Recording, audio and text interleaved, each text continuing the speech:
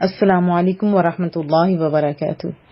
بسم اللہ الرحمن الرحیم، نحمدہ ونصلی ونسلم علی رسولہ الکریم، اما بعد فاعوذ باللہ من الشیطان الرجیم، بسم اللہ الرحمن الرحیم۔ رب اشرح لی صدری ویسر لی امری واحلل عقدۃ من لسانی یفقہوا قولی، رب زدنی علما، رب یسر ولا تعسر وتمم بالخیر وبک نستعین، آمین یا رب العالمین۔ میرے ساتھ مل کے درود پاک پڑھیے۔ اللہم صلی علی سیدنا و مولانا محمد وعلی آلہ و اصحابہ وبارک وسلم۔ سورۃ التوبہ آیت 34 سے ابتدا کریں گے۔ اعوذ باللہ من الشیطان الرجیم، بسم اللہ الرحمن الرحیم۔ یا ایہا الذین آمنوا، اے ایمان والو، ان بے شک، کثیرن کثرت سے، اکثر، من الاحبار، احبار یہود کے ساتھ خاص ہے نا، ان کے پادریوں کو کہا جاتا ہے، جو یہود کے علماء ہوتے ہیں ان کو احبار کہتے ہیں۔ اور حبارہ روٹ ورڈ ہے، خبر اور حبر، زبر کے ساتھ اور زیر کے ساتھ دونوں پڑھے جا سکتے ہیں۔ حبر کا لفظی معنی ہوتا ہے نیک اثر اور اچھی نشانی۔ اب علماء آپ کو پتہ ہے ایک اچھی نشانی بھی ہوتے ہیں اور ان کے الفاظوں میں تاثیر بھی ہوتی ہے۔ حضرت عمر نے فرمایا تھا بہت ہی خوبصورت بات کہ علماء تو قیامت تک باقی رہیں گے اور احبار گم ہو گئے اور ان کے آثار دلوں میں موجود ہیں۔ اخبار یعنی پادری وغیرہ جو ہیں وہ گم ہو گئے۔ اور والرہبان راہب جیسے ہوتے ہیں، یہ جمع کے لیے رہبان آتا ہے، معنی ہوتا ہے گھبراہٹ کے ساتھ، ڈر اور خوف۔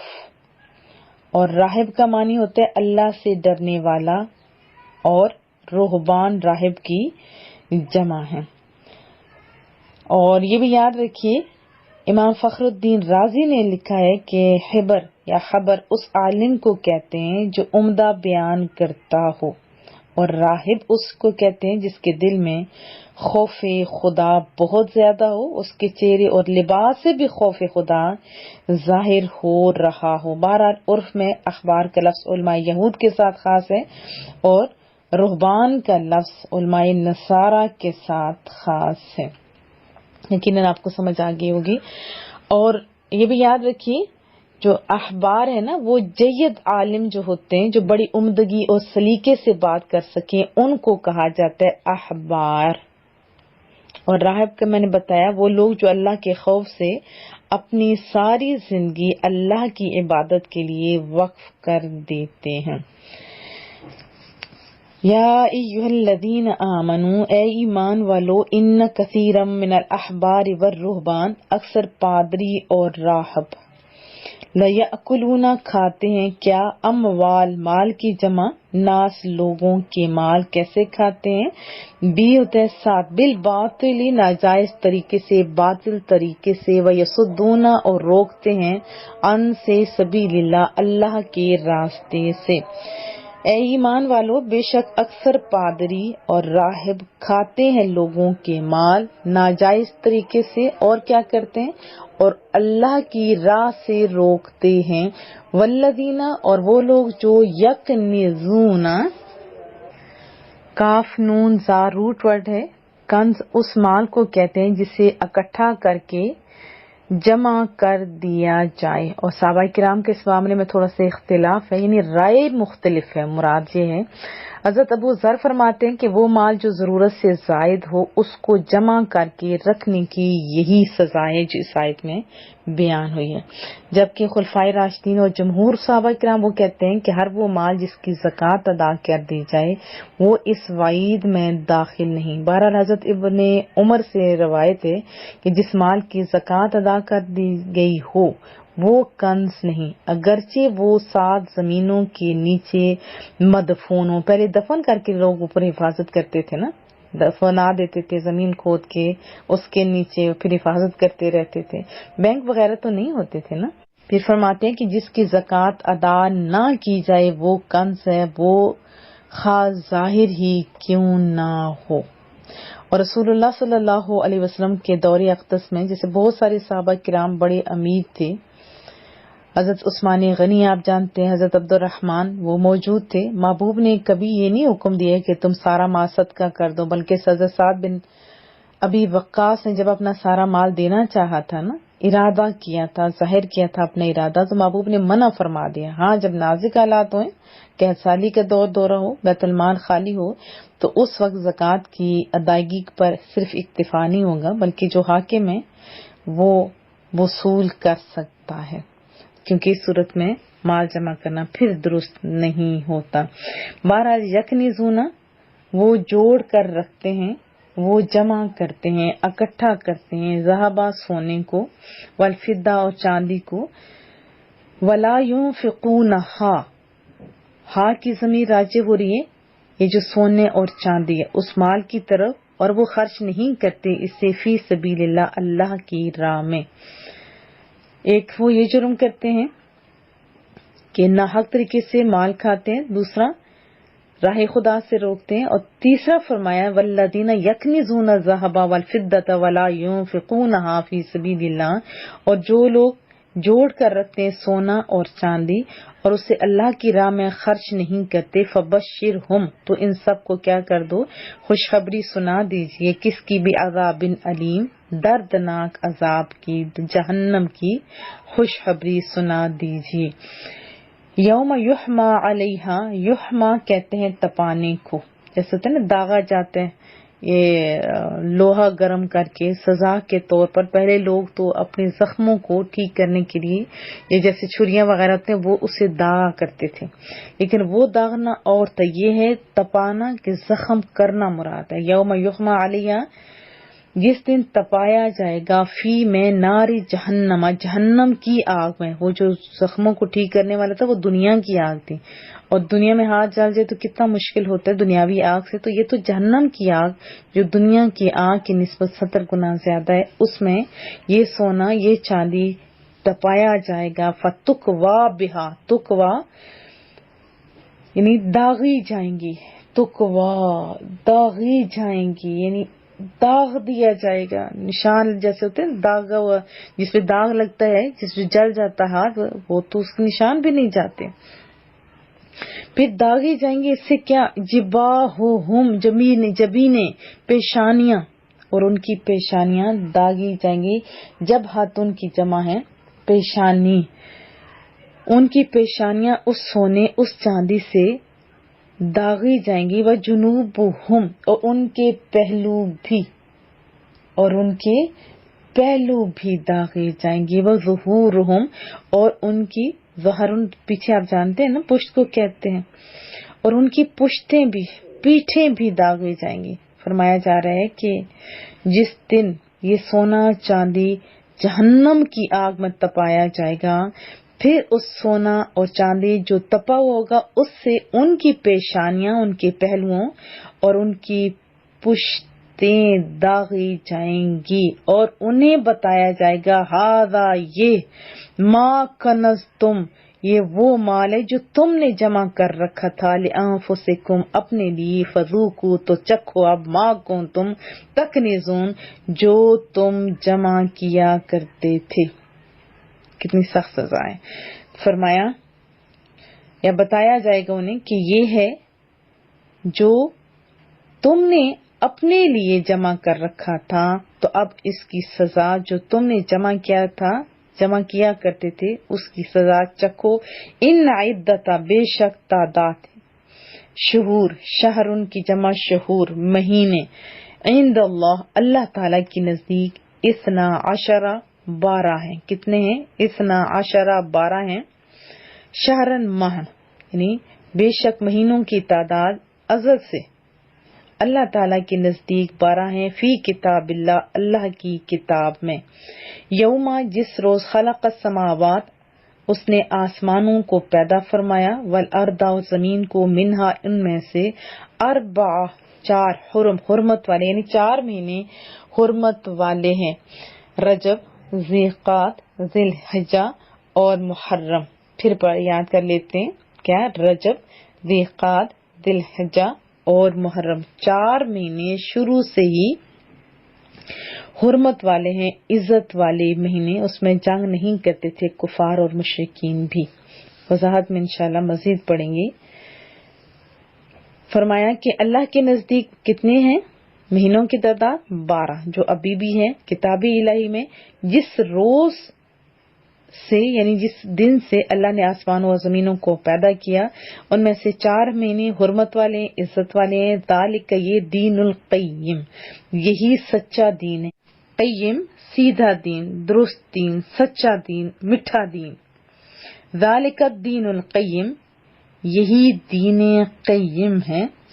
فلا تظلموا، پس نہ ظلم کرو، فیہن ان مہینوں میں۔ کون سے والے میں؟ ان 4 مہینوں میں خصوصی طور پر۔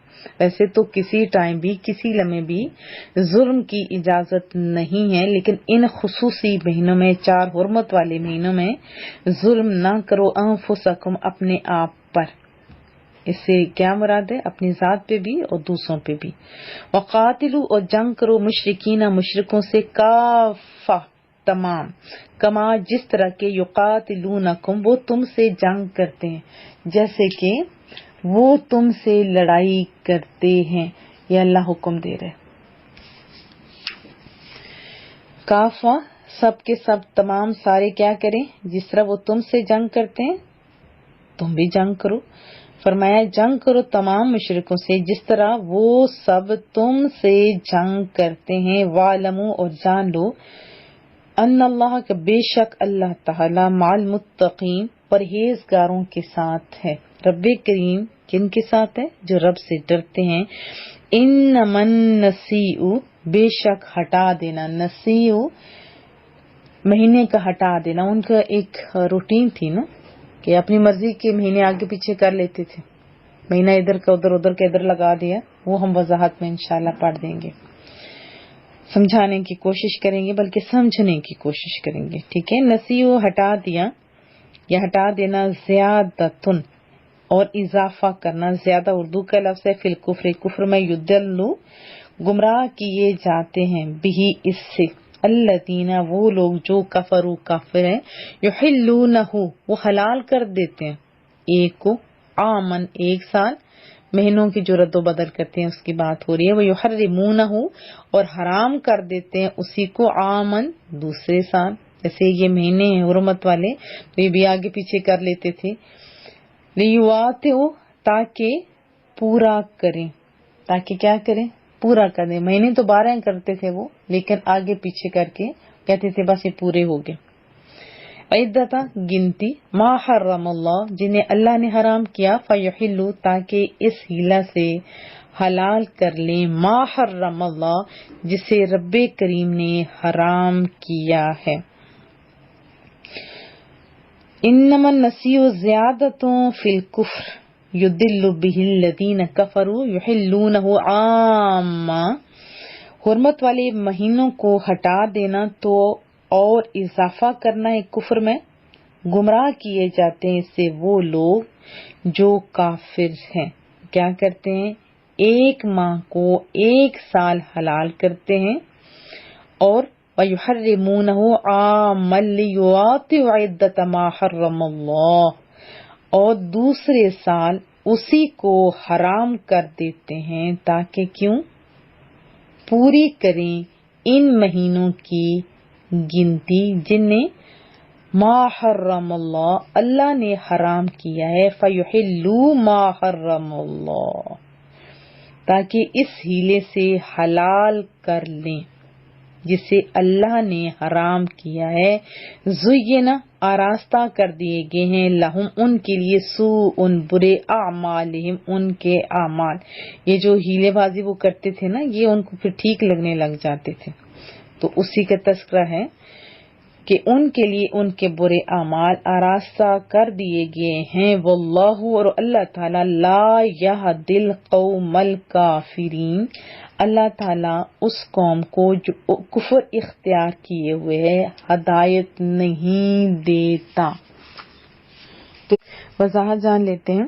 آیت کا خلاصہ یہ ہے کہ یہودیوں نے جو ان کے اپنے علماء تھے نا اور پادری تھے، اللہ کے سوا ان لوگوں کو رب بنا لیا، یعنی مراد کیا ہے کہ حکم الہی کو چھوڑ دیا اور ان کے حکموں کے پابند ہو گئے تھے، اور عیسائیوں نے حضرت عیسیٰ علیہ السلام کو خدا بنایا، ان کی نسبت باطل عقائد جیسے خدا مانا، خدا کے بیٹے، کئیوں نے کہا کہ خدا نے ان میں حلول کیا یعنی مکس ہو گیا یا ایٹسٹرا، انا للہ و انا الیہ راجعون۔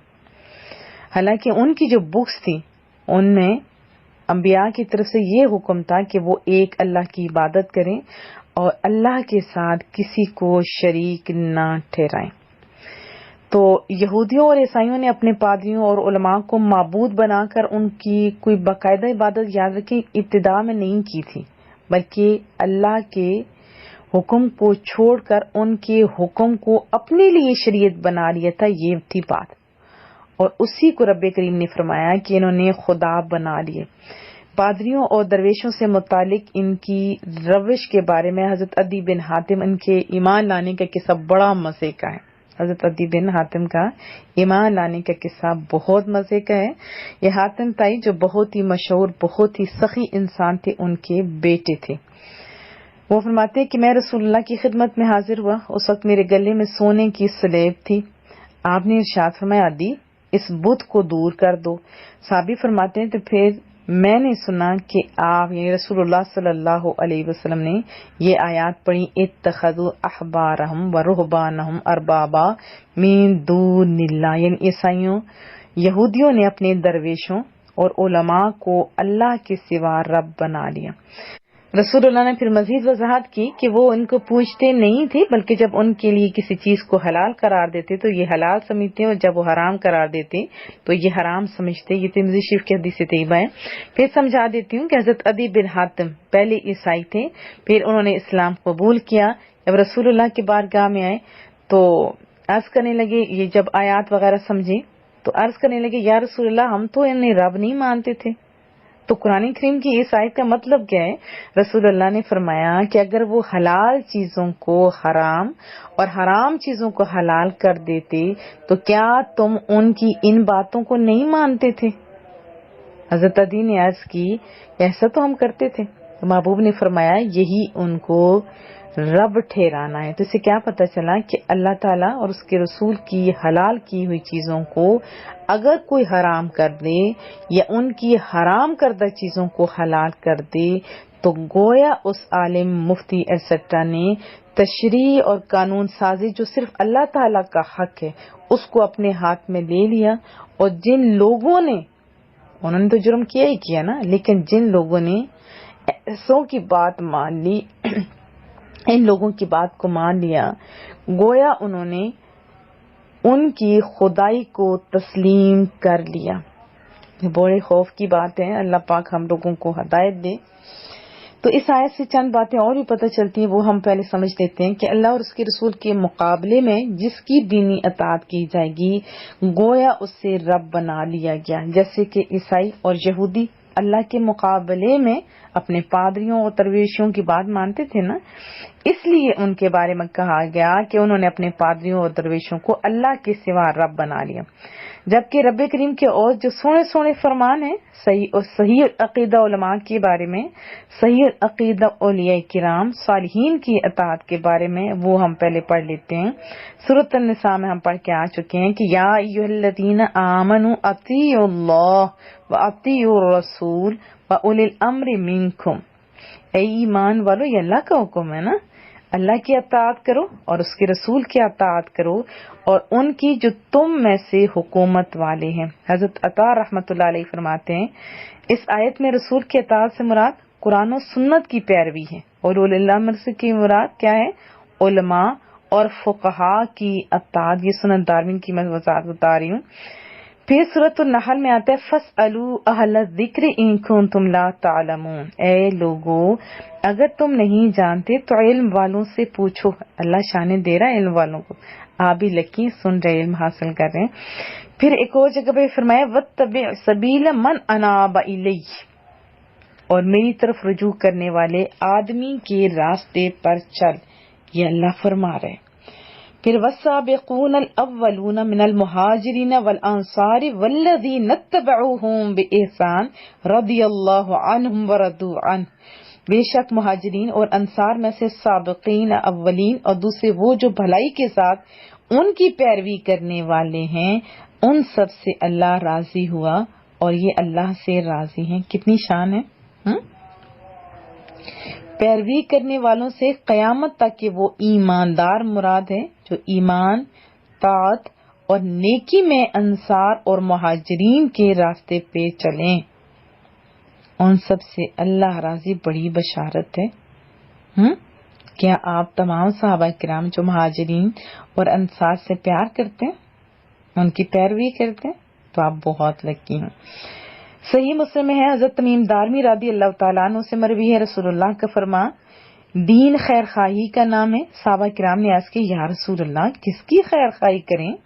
محبوب نے فرمایا اللہ عز و جل کی، اس کی کتاب کی، اس کے رسول کی صلی اللہ علیہ وسلم، اور مسلمانوں کے امام کی اور عام مومنین کی۔ عام سے مراد کیا ہے؟ جو خاص اللہ سے ڈرنے والے لوگ ہوتے ہیں نا، وہ۔ مسلم شریف کی حدیث طیبہ امام نووی نے رحمت اللہ علیہ اس کی یہ وضاحت کی ہے کہ جو علماء دین ہیں، امام ہیں، ان کی روایت کی ہوئی احادیث کو قبول کرنا، احکام میں ان کی تقلید کرنا، ان کے ساتھ نیک گمان رکھنا ان کی خیر خواہی سے ہے۔ حضرت جبیر بن مطعم رضی اللہ تعالیٰ عنہ سے مروی ہے، رسول اللہ کا میٹھا بول تین چیزیں ایسی ہیں کہ مومن کا دل اس پر خیانت نہیں کرتا۔ نمبر 1، اللہ تعالیٰ کے لیے عمل خالص کرنا۔ نمبر 2، علماء کی اطاعت کرنا، صحیح العقیدہ علماء کی بات کر رہی ہوں۔ نمبر 3، مسلمانوں کی جماعت کو لازم پکڑنا، مسند امام احمد۔ پھر حضرت عبداللہ بن مسعود سے روایت ہے رضی اللہ تعالیٰ عنہ، رسول اللہ صلی اللہ علیہ وسلم نے فرمایا علم سیکھو اور لوگوں کو سکھاؤ، فرائض سیکھو اور لوگوں کو سکھاؤ، قرآن سیکھو اور لوگوں کو سکھاؤ۔ کتنی میٹھی میٹھی سی باتیں۔ مایا کہ میں دنیا سے پردہ فرمانے والا ہوں، علم ان قریب اٹھ جائے گا، فتنے ظاہر ہوں گے، حتیٰ کہ دو شخص ایک فریضہ میں جھگڑیں گے اور ایسا کوئی شخص نہ پائیں گے جو ان میں فیصلہ کر دے۔ تو علم سیکھیے، خود بھی بچوں کو بھی موٹیویٹ کریں کہ وہ دین حق سیکھیں۔ پھر اگلی آیت میں نور سے مراد کیا ہے؟ نور بجھانا، یہ بات آئی ہے نا، مراد کیا ہے نور سے؟ وہ دین اسلام ہے، یا رسول اللہ صلی اللہ علیہ وسلم کی نبوت کے دلائل ہیں، اور نور بجھانے سے مراد محبوب کا دین مٹانا ہے، یا قرآن کو شائع نہ ہونے دینا، یا رسول اللہ کے ذکر کو، ذکر مصطفیٰ کو روکنا ہے یہود و نصارہ کی طرح، ٹھیک ہے؟ اور رسول اللہ کے فضائل سے چڑھ جانا، ذرا سی بات رسول اللہ کی زیادہ کی، اگر من میں کھٹکا آپ کا ہوا تو سمجھو ایمان خطرے میں۔ اگر رسول اللہ کا تذکرہ سن کے من میں پڑ گئی ٹھنڈ تو سمجھو کہ آپ کا ایمان صحابہ کرام جیسا ہے۔ بات سمجھ آئی؟ رسول اللہ کے فضائل سے چڑھ جانا تو فرما دیا کفار کی حرکتوں سے نہ دین ختم ہوگا، نہ اسلام کی شوکت میں کمی آئے گی، اور نہ محبوب کی شان میں فرق آئے گا۔ کیا پتہ چلا؟ سچا دین اور ہدایت کون سا ہے؟ رسول اللہ کے ساتھ وابستہ ہونا پڑے گا، کیونکہ یہی سچا دین ہے، دین محمدی صلی اللہ علیہ وسلم۔ سچا دین اور ہدایت رسول اللہ صلی اللہ علیہ وسلم پر، یعنی نور صلی اللہ علیہ وسلم کے ساتھ ایسے وابستہ ہے جیسے آفتاب کے ساتھ روشنی، کہ محبوب کو چھوڑ کر نہ ہدایت ملتی ہے نہ رسول اللہ کو چھوڑ کے سچا دین۔ اگر صرف قرآن سے ہدایت ملتی تو رسول اللہ کو کیوں دنیا میں بھیجا گیا؟ کیوں بھیجا جاتا؟ جب بندہ اٹھتا سرانے کے ساتھ ایک ایک رکھ دیتا رب کریم کتاب، یہ لو جی پڑھو، ایسا نہیں ہے، رسول اللہ کو بھیجا۔ پھر رسول اللہ صلی اللہ علیہ وسلم کبھی ہدایت اور سچے دین سے الگ نہ ہوئے، کیونکہ یہ دونوں محبوب کریم کے ساتھ بھیجے گئے، جو انہیں ایک آن کے لیے بھی ہدایت سے الگ مانے وہ کیا ہے؟ بے دین ہے۔ پھر قرآن کریم میں سورہ فتح کے اندر، سورہ صف کی آیت کے اندر بھی آیت میں غلبے سے دلائل اور قوت دونوں اعتبار سے غلبہ مراد ہے۔ دلائل کے اعتبار سے اس طرح کہ دین اسلام نے اپنی حقانیت جو دلائل یعنی جو اپنے حق ہونے میں دلائل دی وہ بڑے مضبوط ہیں، کفار کوئی بھی اس کے مقابلے میں نہیں آ سکتا۔ مانا بڑے بڑے ہمتیں کر رہے ہیں، کوششیں کر رہے ہیں دین کو کم کرنے کی، بہت کچھ، لیکن جتنا وہ زور لگا رہے ہیں اتنا کیا دین بڑھتا نہیں جا رہا؟ بڑھتا جا رہا ہے نا۔ آپ دیکھیں جتنا وہ زور لگا رہے ہیں، ابتدائی اسلام سے لے کے آج تک اسلام کے اس روشن چراغ کو بچانے کی کتنی کوششیں کی گئی۔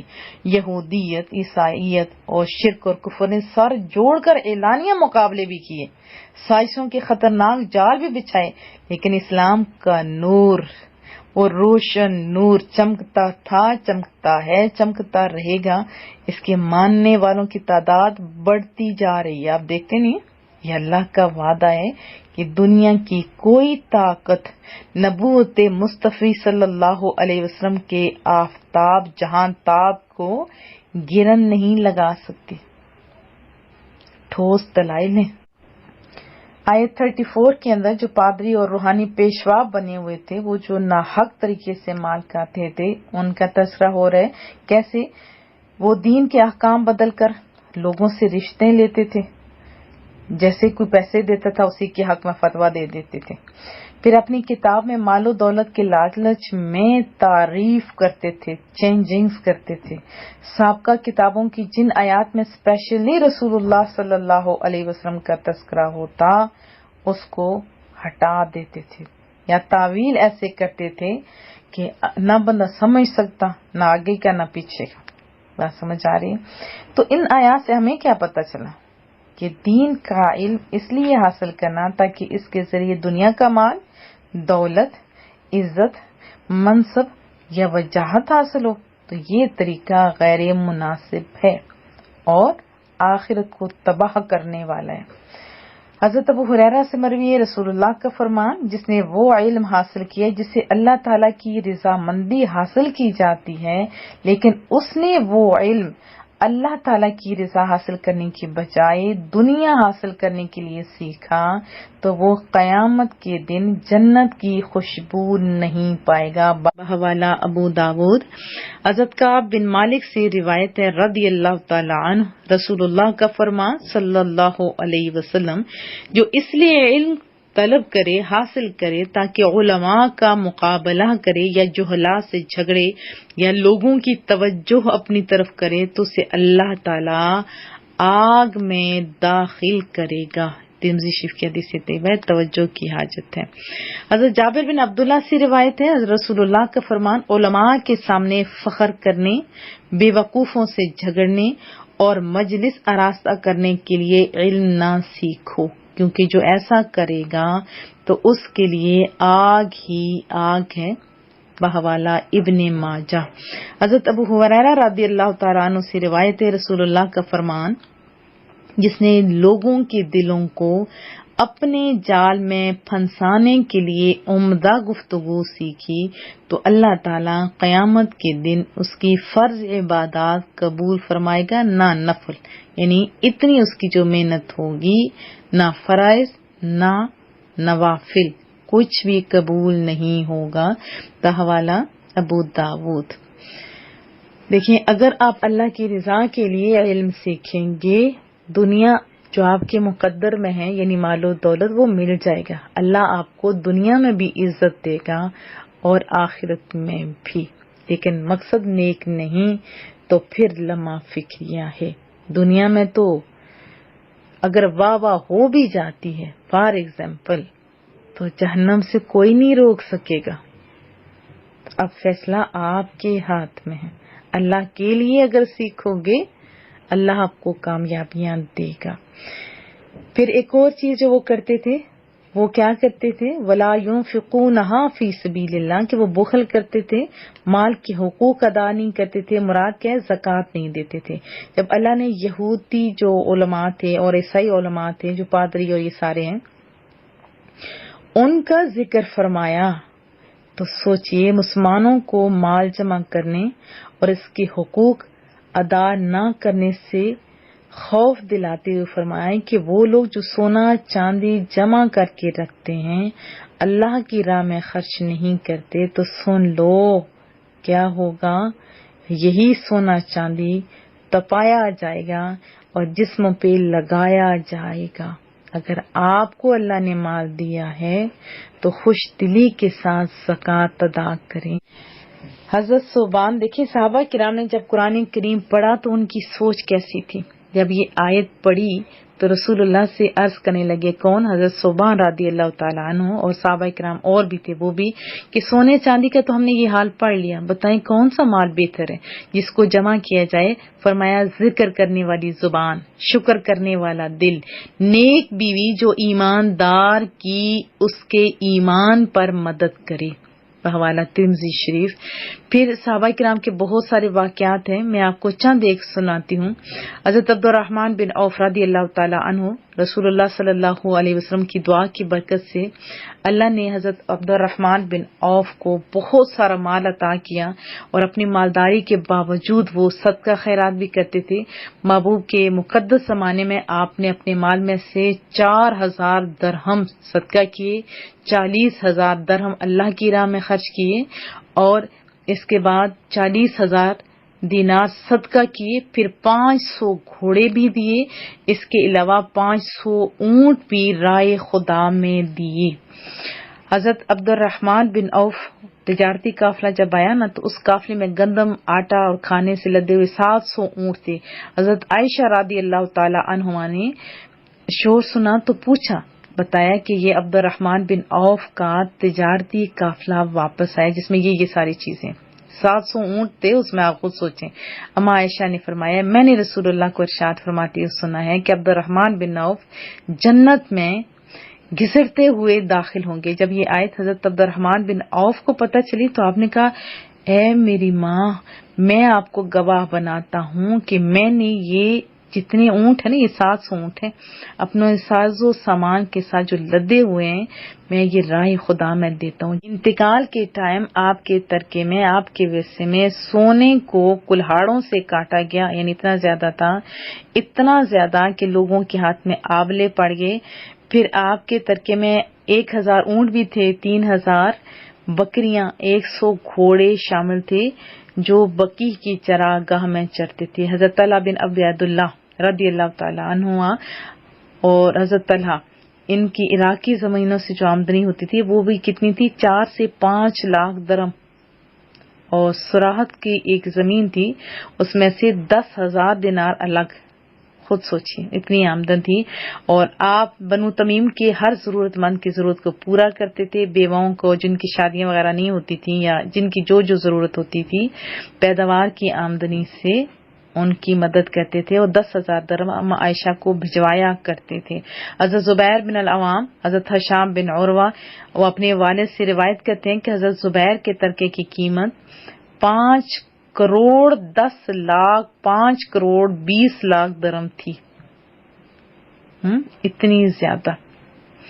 پھر مصر، اسکندریہ، کوفہ میں آپ کی رہائشیں، حویلیاں، زمینیں، بہت کچھ تھی، اور حضرت زبیر نے 4 بیویاں چھوڑی جن میں سے ہر ایک کو 11 لاکھ بھی ملے تھے۔ حضرت عمر بن العاص، حضرت عبداللہ بن مسعود، حضرت زید بن ثابت، حضرت سعد بن ابی وقاص، میں جلدی نام لے رہی ہوں، یہ بہت زیادہ مالدار لوگ تھے، اور ان کا طریقہ کیا تھا؟ طریقہ تھا کہ جو مال ملتا اللہ کی راہ میں خرچ کر دیتے تھے۔ دیکھیں مال برا نہیں، استعمال کا طریقہ بھی خالی دیکھنا چاہیے۔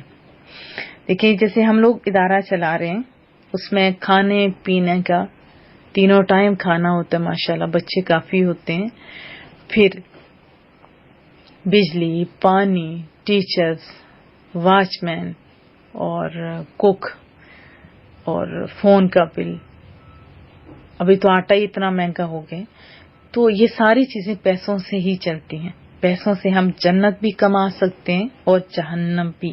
اب فیصلہ تو آپ کے ہاتھ میں ہے نا۔ آپ کو ضرور کہوں گی کہ زکوٰۃ ادا کیا کریں، چند احادیث سن لیتے ہیں۔ حضرت ابو ہریرہ سے مروی ہے، رسول اللہ کا فرمان، جو شخص سونے چاندی کا مالک ہو اور اس کا حق ادا نہ کرے تو جب قیامت کا دن ہوگا اس کے لیے آگ کے یعنی پتلے ٹکڑے بنائے جائیں گے، ان پر جہنم کی آگ بھڑکائی جائے گی اور ان سے اس کی کروٹ، پیشانی، پیٹھ داغی جائے گی۔ جب ٹھنڈے ہوئیں گے پھر دوبارہ پھر دوبارہ پھر دوبارہ، اور وہ دن دیکھیں جس کی مقدار 50,000 برس ہے، یہاں تک کہ بندوں کے درمیان فیصلہ ہو جائے۔ اب وہ اپنی رات دیکھے گا، خواہ جنت کی طرف جائے یا جہنم کی طرف۔ اور اونٹ کے بارے میں فرمایا جو اس کا حق ادا نہیں کرتا، قیامت کے دن ہموار میدان میں لٹایا جائے گا، اور وہ اونٹ سب کے سب نہایت موٹے موٹے ہوں گے، فربا ہوں گے، پاؤں سے اسے روندیں گے، منہ سے کاٹیں گے۔ جب ان کی پچھلی جماعت گزر جائے گی پھر لوٹیں گے۔ گائے اور بکریوں کے بارے میں فرمایا اس شخص کی ہموار میدان میں ایسے لٹایا جائے گا، سب آئیں گی اور پھر سینگ ماریں گے اس کو جس نے حق نہیں ادا کیا۔ یہ لمبی حدیث طیبہ ہے، مسلم شریف کی حدیث طیبہ، یعنی کھروں سے، سینگوں سے جس نے ان کے ساتھ زیادتی کی ہوگی ماریں گے۔ تو اگر آپ کے انڈر یہ ساری چیزیں ہیں تو ان کا بھی حق ادا کریں۔ ابھی تو غیر مسلم کہتے ہیں نا کہ ہم لوگ جانوروں کا تحفظ کر رہے ہیں، یہ رسول اللہ سے پوچھیں، رسول اللہ سے پوچھیں کہ تحفظ کس طرح کہتے ہیں۔ حضرت بریدہ رضی اللہ تعالیٰ عنہ سے روایت رسول اللہ کا فرمان، جو قوم زکوٰۃ ادا نہ کرے گی اللہ تعالیٰ اسے قحط میں مبتلا کر دے گا۔ اور امیر المومنین حضرت فاروق اعظم سے روایت رسول اللہ کا فرمان، خشک اور تر دونوں جگہ میں جو مال تلف ہوتا ہے وہ زکوٰۃ ادا نہ کرنے سے تلف ہوتا ہے، یعنی خشکی اور تری میں جو مال تلف ہوتا ہے، ضائع ہوتا ہے، وہ زکوٰۃ نہ دینے سے ضائع ہوتا ہے۔ حضرت علی مرتضیٰ رضی اللہ تعالیٰ عنہ سے روایت رسول اللہ کا فرمان، فقیر ہرگز ننگے بھوکے ہونے کی تکلیف نہ اٹھائیں گے مگر مالداروں کے ہاتھوں۔ سن لو، ایسے مالداروں سے اللہ تعالیٰ سخت عذاب لے گا اور انہیں دردناک عذاب دے گا۔ معجم الاوسط کی حدیث طیبہ میں نے آپ کو سنائی ہے۔ پھر اگلی آیت کے اندر وہ 4 مہینوں کا بھی تذکرہ ہے اور 12 مہینوں کا بھی، یقیناً آپ نے سن لیا۔ تو اس آیت سے مسلمانوں اور کافروں کے خلاف متحد ہو کر جنگ کرنے اور اس میں ایک دوسرے سے مدد کرنے کا حکم دیا گیا ہے۔ اور آپ جانتے ہیں، اگر ہسٹری پڑھیں تو جب بھی مسلمانوں نے اتفاق کیا، اتحاد کیا، تو عروج ان کا مقدر بنا، بڑی بڑی طاقتیں ان کے سامنے ذلیل ہو گئیں، اور جب انہوں نے چھوڑ دیا تو پھر یہ بھی تو رون دے گے نا۔ روم، ایران، سپر پاورز، ان ساری چیزوں پہ مصر، عراق، اسپین، افریقہ میں اسلام کا پرچم بلند کیا گیا۔ کس سبب سے؟ اتحاد کے سبب سے، اللہ اور اس کے رسول کی بات ماننے کے سبب سے۔ پھر ہیرے جواہرات کیا کچھ نہیں تھا مسلمانوں کے پاس، کیا شانیں تھی، کیا عزتیں تھی، اتنے ممالک کے نام میرے سامنے لکھے ہوئے ہیں۔ اگر طوالت کا مجھے خوف نہ ہوتا تو میں ایک ایک چیز آپ کو بتاتی۔ تو وہ کیوں تھا؟ صرف قرآن و سنت کو تھاما ہوا تھا۔ درس قرآن ہم نے نہ بھلایا ہوتا، یہ زمانہ نہ زمانے نے دکھایا ہوتا جو آج مسلمانوں کی حالت ہو رہی ہے۔